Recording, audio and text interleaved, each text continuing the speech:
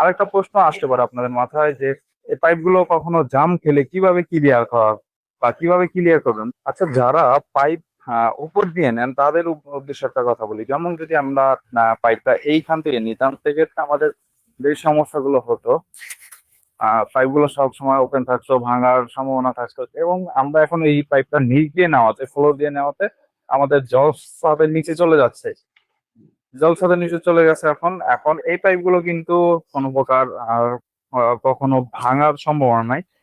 আরেকটা প্রশ্ন আসতে পারে আপনাদের মাথায় যে এই পাইপগুলো কখনো জাম খেলে কিভাবে ক্লিয়ার করা বা কিভাবে ক্লিয়ার করবেন। প্রথমত মূলত এরকম টাইপের 2 ইঞ্চি পাইপ কখনো জাম খায় না। 2 ইঞ্চি পাইপ জাম খাওয়া খুবই লেয়ার।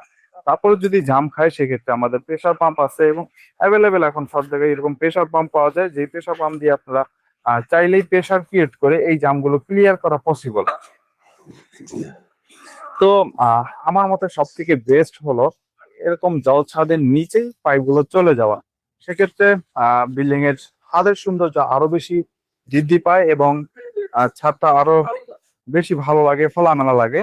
এবং অনেকেই দেখি বা অনেক সময় দেখি ছাদের উপর 3 ইঞ্চি ইটা দিয়ে বা 3 ইঞ্চি উপরে লাইন থাকে, সেক্ষেত্রে লাইনগুলো দেখতে খারাপ লাগে, বা যে কোনো সময় ভেঙে যেতে পারে, বাচ্চারা এটার উপরে দাঁড়ালে সমস্যা হয়। এবং এইভাবে দিলে এই সমস্যাগুলো একদমই এড়িয়ে চলা যায়, এই সমস্যাগুলো হয় না। বা অনেকেই দেখি আবার এরকম রেলিং এর উপর দিয়ে দেয়।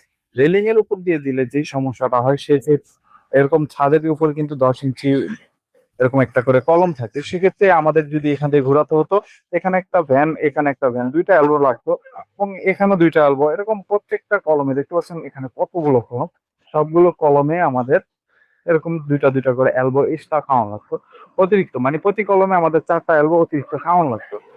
এখন আমরা এই তো ফ্লোর দিয়ে নেওয়াতে এই অতিরিক্ত এলবো লাগেনি, পানির বাধা কম সৃষ্টি হয়েছে, এর কারণে পানির ফ্লোটা ভালো থাকবে।